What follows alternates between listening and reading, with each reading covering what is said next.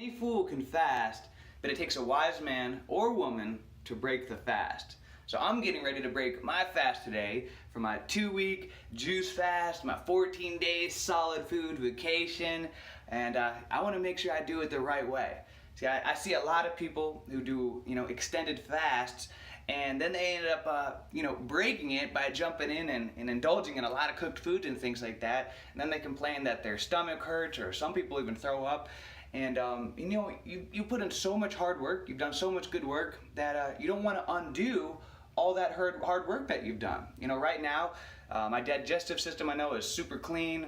Believe it or not, I still made another bowel movement this morning, which is just mind-blowing. That stuff still coming out of me. And so right now it's super clean. So I want to make sure that I transition back into normal eating correctly. I'm following the John Rose method, which starting with some overnight soaked prunes. And so guys, I'll show you and tell you how I plan on breaking this fast. So let's follow me on into the kitchen.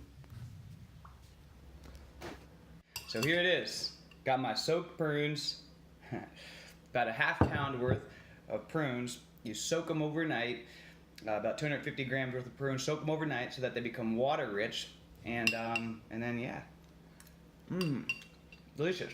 See, John Rose recommends to break your extended juice fast, solid food vacation with laxative kind of fruits. For example, he says soaked prunes are an excellent source to break your solid food vacation with. I did this last year. That's how I broke my fast, by having soaked prunes, and I found that it felt great. What'll happen is anywhere from about an hour to 2 hours in that area after consuming this first meal of soaked prunes, you should have your first bowel movement, and you should see the soaked prunes coming right out of you. And that's what he says really just to do for the first day only. Consume the prunes, drink the prune juice that's in here, and then get your rest of the calories the rest of the day with just juices. Not jumping too quickly back into normal eating, cooked foods and things like that if you choose to go that route. Now, he has a formula that where he says that you count the number of days that you fasted and you divide it by 4. So say, for example, if you did a 14-day solid food vacation, 16-day solid food vacation, then you would divide that by 4, which is 4. So he would say that it would take about 4 days to transition back into normal eating, that you shouldn't do it any quicker than that. Obviously, if you're going for like 100 days or something like that, he says at the most that really it should take you about a week to, regardless, even if you did 100 days, about a week to get back into normal eating. His method is a little bit more complex than I think it needs to be, but hey, the guy's a genius when it comes to fasting. He's coached a lot of people, so hey, I definitely recommend checking out his videos and his thoughts, and formulate it to meet your own. But last year I did break the fast with the soaked prunes, and I found it worked great. So what I'll be doing, I'll be consuming these prunes today, drink the prune juice, and then I'll make the rest of the day with just still cold pressed juices and so forth. And then tomorrow, what I'll do is I'll start eating more water rich kind of fruits, like watermelon, cantaloupe, oranges, just actually eating the oranges. I got these honey mangoes. So tomorrow I'll just be eating water rich kind of fruits, not like bananas and things like that, water rich kind of fruits. And then by day 3, I'll probably see if I can start, going back to normal eating. Maybe have a smoothie or a shake, salads, and I'll see how I feel. I'll listen to my body. But I've fasted many times, and I find that I bounce back pretty quickly. Don't get an upset stomach or anything like that. You really just want to listen to how you feel. And like John Rose says, you want to make sure you see the stuff coming out of you. So if you're consuming foods and you're not seeing them come out of you, then you got a blockage. And that's why his method, his protocol is so powerful if you follow it correctly into a T, because you should still see everything coming out of you the way that he suggests in his protocol. Now, I feel so good. I woke up this morning. I didn't feel like hungry. I didn't feel like a desire to go and wolf down food. Um, I was looking forward to eating these soaked prunes, but my hunger cravings have really been killed. I think that's one of the coolest parts about fasting is that you really break that addiction to food.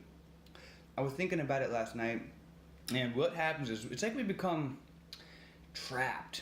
I see it all the time. I've worked with a lot of people that it's like you become trapped in this food addiction, and that's what most people can't even fathom the thought of of doing a juice fast or doing even like a 1 or 2 day fast. That's like mind blowing to them because they're trapped in that food addiction. It's like a cycle. I also believe that that's why the first couple of days of doing a juice fast or any kind of fast are the hardest, because it's like that addiction wants to pull you back in. Maybe it's the parasites inside of us. I mean, it's said that more of us is not us than really is us. More of us is made up of bacteria, of different organisms, parasites. So a lot of times what we crave in our diet is to feed the parasites. They want you to consume that, they want you to consume that burger. They want you to consume that soda. They want you to consume that toxic food that's gonna release toxic kind of chemicals into your body that they thrive off of. They thrive off an acidic environment. These thrive off your body producing stress hormones and different things like that. So I think what happens is those guys, they're like, no, don't get back here. You think you want to fast?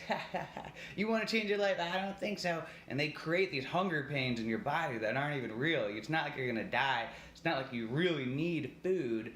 But these parasites, they are hungry. They don't want you to fast.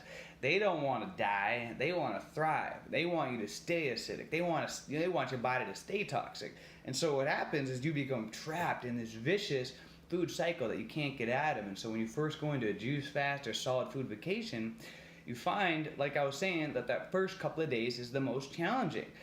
And I think it's because of that. I believe that it's because of that addiction that we're trying to break. But then all of a sudden something magical happens.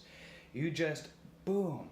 It just like, I don't know what happens really, if it's like the parasites are dying down or it's like the good is out beating the evil, and something switches and it just gets easier and easier, and you just feel like, oh, I'm free from it. You're no longer craving the cooked foods, the sodium rich food, the acidic types of foods, and you find yourself feeling very energetic, very content with natural types of food sources. Like the fruit juices that I was consuming, I found myself totally content just consuming those.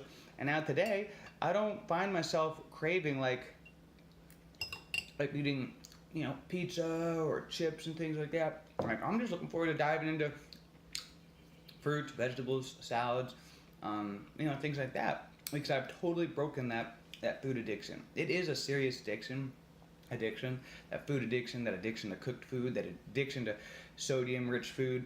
But once you break it, it's a very freeing feeling. So many people live their life under the thumb of food, where everything in their life revolves around food, and they're always thinking about their next meal. They want to make sure that they got enough food and that it's tasty enough, and so it's a very freeing feeling to break that addiction to food, where you're stronger than your food. I mean, especially fasting teaches you that, hey, I know I can go days without food, feel totally fine, in fact, feel better than when eating food. So, it's a freeing feeling. Everyone deserves to experience it. But yeah, guys, for those of you that are fasting, doing a solid food vacation, make sure you're smart about it and how you break your fast. You don't want to undo all that hard work you've done. It takes discipline and it takes willpower to break the fast correctly, because it's very tempting. What happens is once you start eating, then all of a sudden, it's like the floodgates open and you just want to keep eating and eating and eating and become a slippery slope, where the next thing you know, in the afternoon, you know what, I'm just going to have chips and guacamole and all that. And before you know it, you're undoing all that good work you've done. You're not making bowel movements the way that you should be. You're getting clogged and blocked up again, and you've done all that hard work. So it takes a lot of discipline and a lot of willpower to break the fast correctly after you've been doing a long-term fast. But it is just important, if not more important, in how you break the fast. So be patient, do your research on how you're going to break the fast. I recommend really, having water-rich kind of fruits, in the first meal, laxative kind of fruits like soaked prunes, and then transitioning into water-rich fruits and whole foods, and you should see everything coming out of you. And if not, then you know you got a blockage. So with that being said, guys, I hope you have a great day, a great week, a great month. Let's make it a great life. See ya.